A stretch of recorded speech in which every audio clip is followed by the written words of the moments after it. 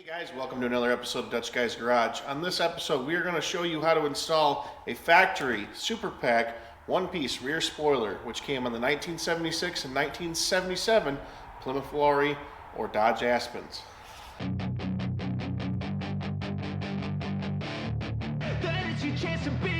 Hey kid, don't ever let them get inside your head. Life instead of everything you know that you can get. Don't let them guide your life towards your grave. What do you say we get thrown out of an Applebee's? Yeah! We're going to show you how to drill a factory trunk lid to the right specifications so you don't mess up a perfectly good trunk lid if you don't have one, or you're in the process of restoring your car and need to know where to drill the holes. So let's get back and let's get started.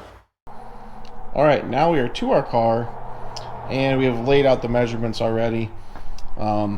This is from measuring other trunk lids, which you have to remember, our dies on our trunk lids were not exactly precise, so you might see somewhat of a difference end to end. But these are kind of the honey spot. You might have to go larger in your drill bit size, but this is normally what works for me. So 3/8 drill bit, and then I measure from the bottom of the trunk lid, if you got a rolled tape measure up, 6 inches on center, and then 2 3/4 from the outside of the trunk lid once you determine your 6 inches on center. And you're going to need to measure from the top, not the bottom, because that will throw your hole off. Now, as for this side, you're going to want to measure from the edge, again, where you were already at before. I'd use a pencil if you had nice paint. This car doesn't have nice paint, as you can see. But it's be 22.5 to the edge after you already determined where your 2 3/4 and your 6 up is. You need to make sure you measure off that, because this trunk lid does taper. So, and as you can see, these holes, they're not in line. They are about, almost 3/4 of an inch off from each other. So this one, again, measuring from the bottom of the trunk lid up, 5 3/8. Now we're going to go to the other side, and you're going to mirror those exact same measurements all over again. And then, what you're going to need to do for the inside. Normally, I run a little bit longer drill bit, and I'll run it all the way through. That way you're not trying to poke and guess where you are at. And I take a 1-inch hole saw to the bottom of the trunk, which would be the same as what the factory hole was. And as you can see,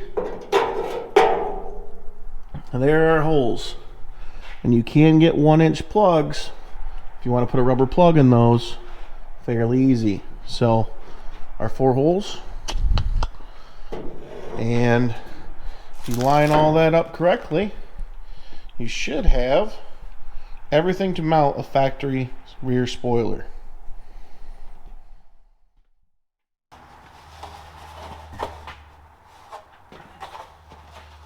So if we go for a dry fit, and that's about how she would go.